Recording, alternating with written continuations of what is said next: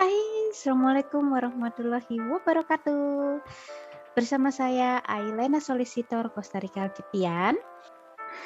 Nah, di mata kuliah semiotika kali ini saya akan menerangkan semiotika tentang Ferdinand de Saussure. Oke, pertama-tama kita harus tahu dulu ya biografi dari seorang tokoh semiotika yaitu Ferdinand de Saussure. Nah, Ferdinand de Saussure ini dia itu lahir di Jenewa pada tanggal 20 November 1857. Nah, kalau kalian tahu ya keluarganya Ferdinand de Saussure ini pada dasarnya adalah keluarga eksaks. Apa tuh maksudnya keluarga eksaks? Artinya keluarga yang mempelajari atau yang mempunyai ahli keilmuan tentang alam, fisika dan juga bumi.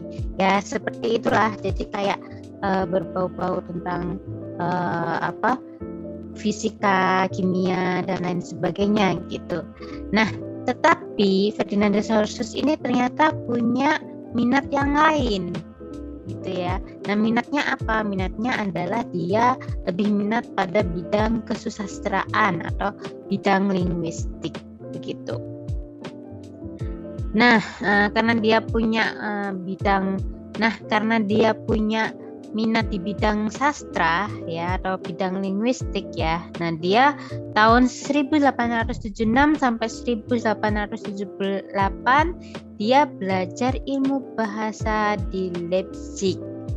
Dan pada 1878 hingga 1879 dia belajar ilmu bahasa itu di Berlin. Jadi selama hidupnya dia memperdalam tentang ilmu linguistik itu sendiri. Nah, dia memperdalam ilmu bahasa tersebut sampai meraih gelar doktor pada tahun 1881 hingga 1891. Yang akhirnya beliau ini mengajar di École Pratique des Hautes Études Universitas Paris yang menjadi pusat aliran strukturalisme itu sendiri. Kemudian beliau juga mengeluarkan buku dengan judul Cours de Linguistique Générale ya. Dan gara-gara buku tersebutlah akhirnya beliau dikenal sebagai bapak linguistik modern dan pencetus semiologi. Nah, pemikiran semiologinya inilah kemudian berkembang dan sering disebut sebagai madzhab Saussurean. Nah, kemudian kita harus tahu dulu ya, apa sih yang dimaksud dengan semiotika sebelum kita ke inti ilmu dari semiotika Saussure. Nah, semiotika sendiri berasal dari bahasa Yunani ya, dari kata seme yang artinya penafsiran tanda. Ada juga yang mengatakan bahwa semiotika itu berasal dari kata semion, yaitu tanda. Nah, karena itu semiotika atau dalam istilah Saussure yaitu semiologi diartikan sebagai ilmu yang mengkaji tanda-tanda dalam kehidupan manusia. Artinya, ya, semua yang hadir dalam kehidupan kita dilihat sebagai tanda, yakni sesuatu yang harus kita beri makna. Nah, tapi di ilmu semiotika Saussure ada yang sangat khas dibanding semiotika lainnya. Apakah itu? Jadi Saussure ini punya kekhasan yang terletak pada kenyataan ya, bahwa ia menganggap bahasa sebagai sistem tanda. Baginya, bahasa adalah suatu sistem tanda yang mengekspresikan ide-ide atau gagasan. Dan karena itu dapat dibandingkan dengan sistem tulisan, huruf-huruf untuk orang bisu tuli, simbol keagamaan, aturan sopan santun, tanda kemiliteran, dan sebagainya. Hanya bedanya bahasa merupakan yang terpenting di antara sistem-sistem tersebut. Jadi kekhasannya adalah bahasa sebagai sistem tanda. Nah, ada 4 konsep utama yang dibahas oleh Saussure, yakni dikotomi.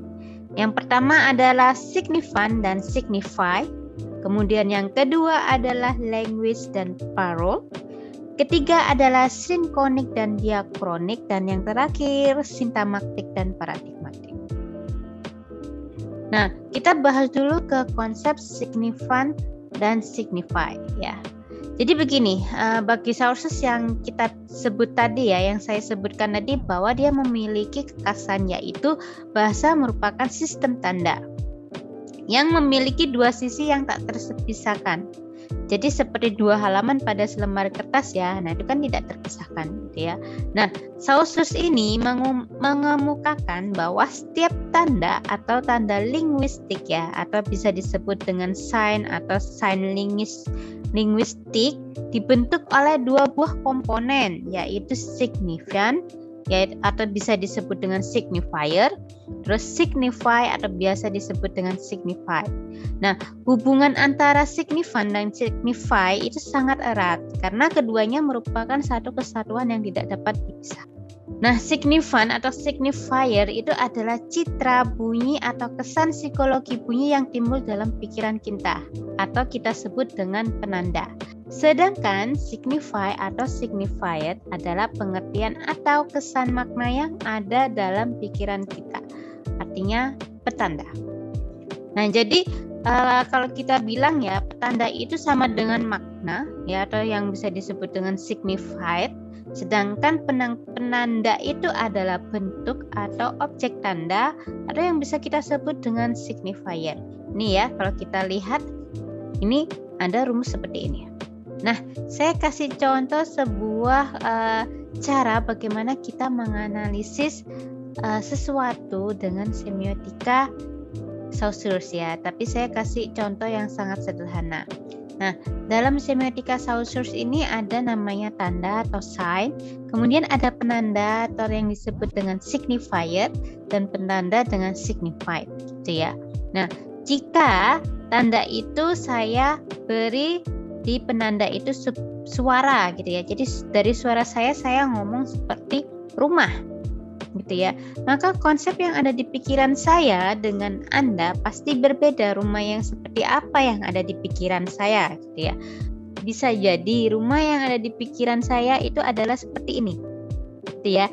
Jadi rumah yang sederhana, banyak ditanam bunga, terus yang berada di tengah hutan dan sekelilingnya banyak pepohonan gitu ya.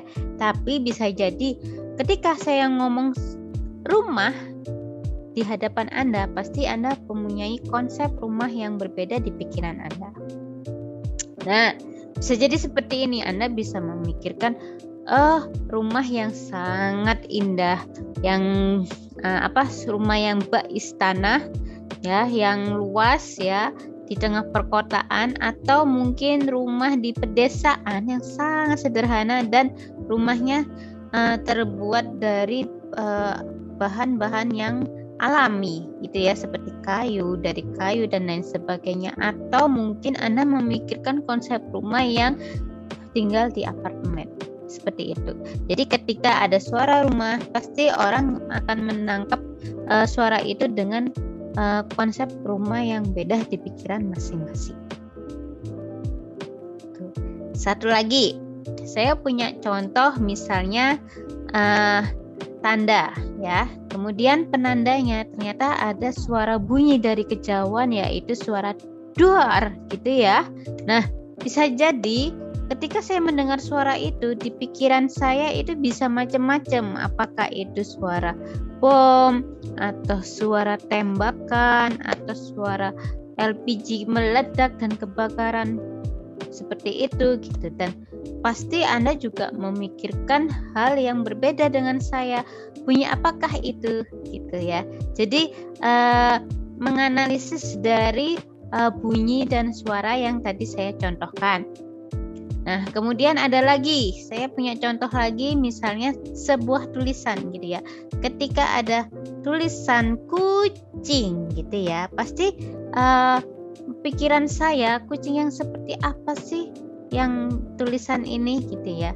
Bisa jadi kucing yang ada di pikiran saya itu kucing yang ras gitu ya, bulunya lebat, berwarna 3 macam, terus kukunya pendek dan suka menjilat. Tapi bisa jadi Anda memikirkan kucing yang berbeda gitu ya, atau kucing yang ada di kampung-kampung jalanan, atau mungkin kucing ras yang kayak bentuknya sphinx dan lain sebagainya gitu. Jadi petanda itu adalah oh bahwa ini loh maksudnya kucing gitu. Nah, kemudian ada contoh lagi misalnya gambar, itu ya. Nah, di sini ada gambar ya rambu-rambu seperti ini. Nah, kira-kira arti dari rambu-rambu ini apa sih gitu ya.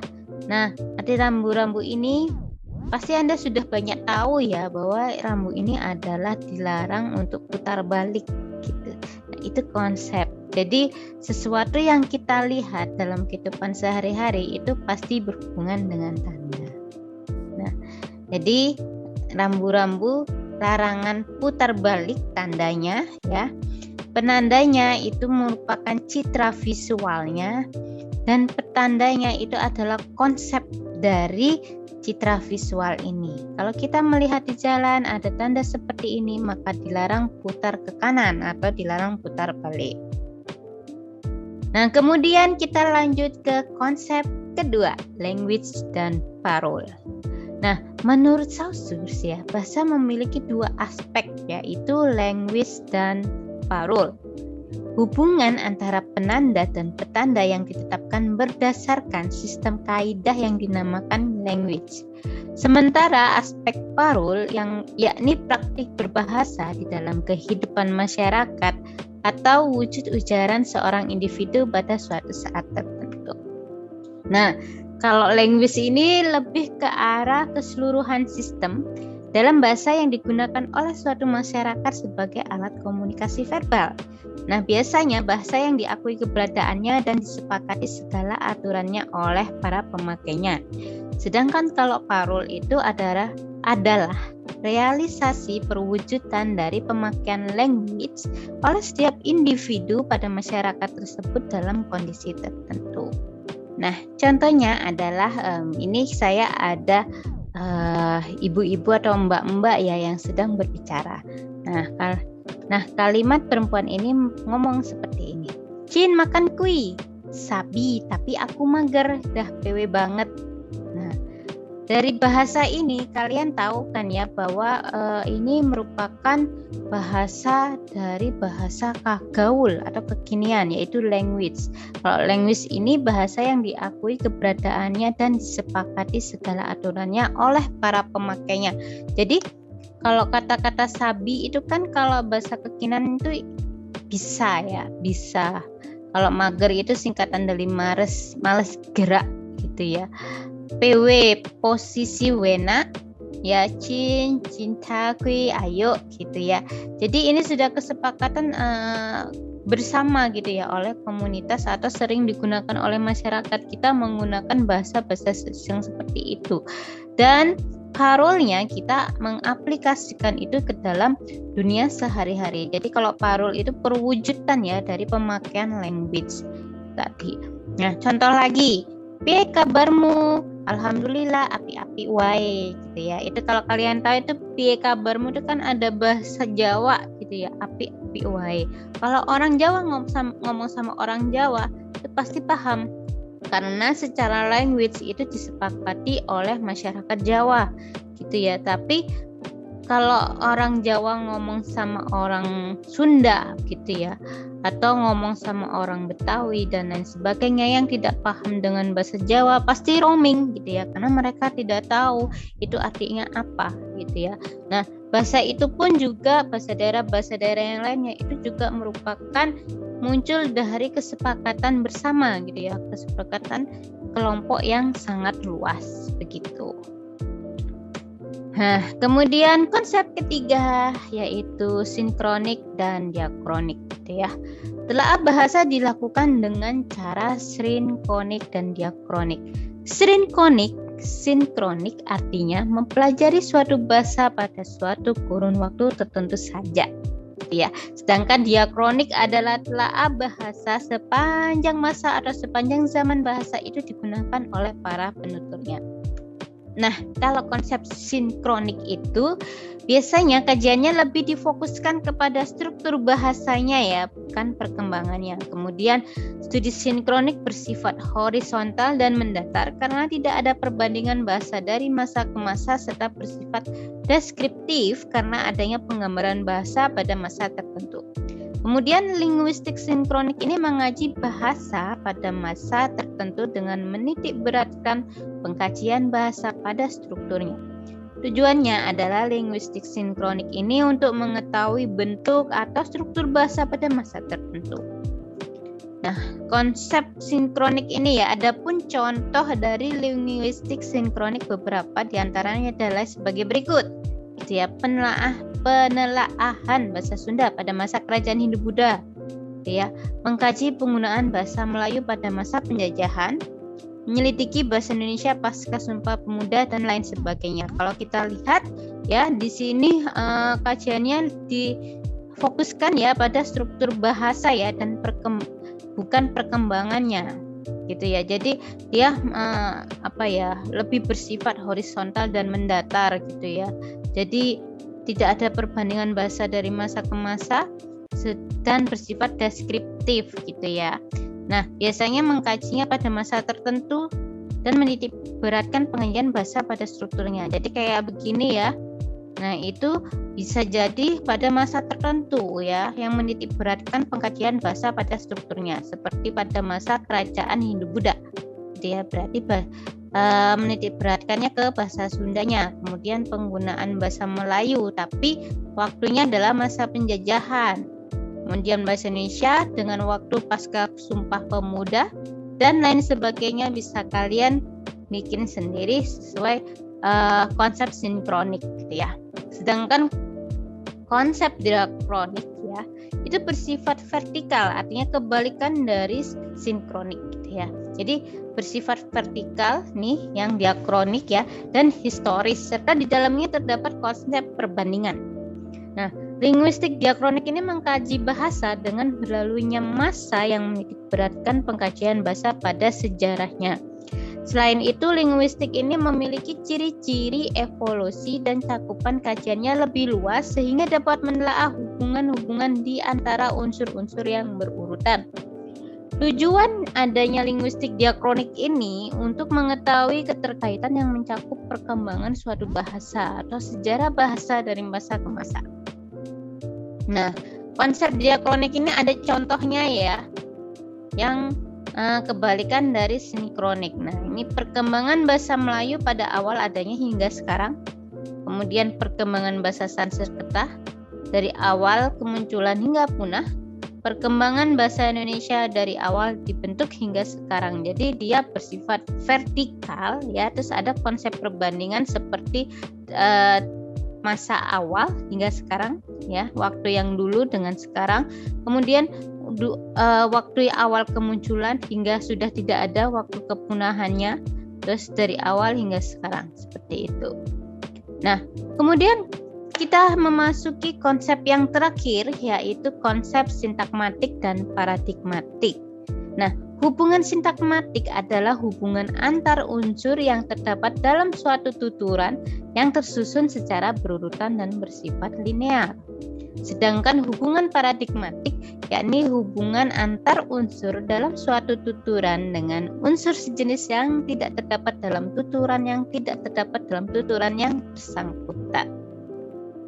Nah, di sintakmatik ini hubungan sintakmatik terdapat di antara satuan bahasa di dalam kalimat konkret, sedangkan paradigmatik, hubungan paradigmatik adalah hubungan yang terdapat dalam bahasa namun tidak tampak dalam susunan suatu kalimat. Hubungan ini tampak bila suatu kalimat dibandingkan dengan kalimat lain. Nah, misal ya, kita belajar bahasa Indonesia dengan unsur-unsur SPOK, yaitu subjek, predikat, objek, dan keterangan. Gitu. Nah, kajian semiologi ini menyatakan jika sebuah kalimat memiliki unsur SPOK yang lengkap dan memiliki kesatuan arti dari gabungan unsur tersebut, sehingga tidak bisa digantikan dengan unsur lain karena dapat merubah makna, dan kalimat tersebut pasti memiliki hubungan sintakmatik. Misalnya, saya pergi ke pasar siang hari, gitu ya. Nah, jika saya mengubah keterangannya menjadi malam hari seperti saya pergi ke pasar malam hari, pasti maknanya beda, gitu ya. Saya pergi ke pasar pagi hari, oh ya sudah jelas untuk masak makan siang, gitu ya. Tapi ketika saya ngomong saya pergi ke pasar malam hari, ngapain malam-malam ke pasar gitu, untuk apa gitu loh. Karena biasanya orang pergi ke pasar itu pada pagi hari, bukan pada malam hari. Nah, itu adalah hubungan sintakmatik gitu ya. Nah, kalau paradigmatik itu sebaliknya ya. Jika sebuah kalimat tidak memiliki susunan SPOK lengkap dan salah satu unsurnya dapat diganti dengan kata lain tanpa merubah makna, maka kalimat tersebut memiliki hubungan paradigmatik. Jadi kalau sintakmatik itu punya unsur SPOK yang lengkap ya. Dan kalau diganti salah satunya, entah itu subjeknya, predikatnya, objeknya, keterangannya, pasti dia akan merubah makna. Tapi kalau di paradigmatik ya, dia tidak mempunyai susunan yang lengkap gitu ya. Bisa jadi dia hanya punya subjek, predikat, objek tanpa keterangan, atau bisa jadi dia punya predikat, objek, keterangan tanpa subjek gitu ya. Tapi ketika salah satu unsur tersebut digantikan, maka dia tidak akan merubah makna gitu ya. Misalnya saya pergi ke pasar gitu ya. Kemudian saya diganti dengan ibu pergi ke pasar gitu ya. Maknanya tetap sama, yaitu sama-sama pergi ke pasar gitu ya. Entah kamu, entah saya, entah ibu saya, pokoknya pergi ke pasar. Seperti itu. Itu berarti dia memiliki hubungan paradigmatik. Oke, terima kasih. Itu tadi adalah bahasan materi tentang semiotika Ferdinand de Saussure gitu ya. Nah, kalau kalian bingung gitu ya tentang semiotika Ferdinand de Saussure ya, kalian bisa komen di bawah ini ya. Kemudian atau mungkin menghubungi email saya ailena.dkv@upnjatim.ac.id, atau bisa ketemu langsung saya di kampus DKV UPN ya. Nah itu insya Allah nanti saya akan membantu kalian dalam memberikan pemahaman yang lebih mudah tentang semiotika Ferdinand de Saussure. Oke, terima kasih banyak dan sampai jumpa. Assalamualaikum warahmatullahi wabarakatuh.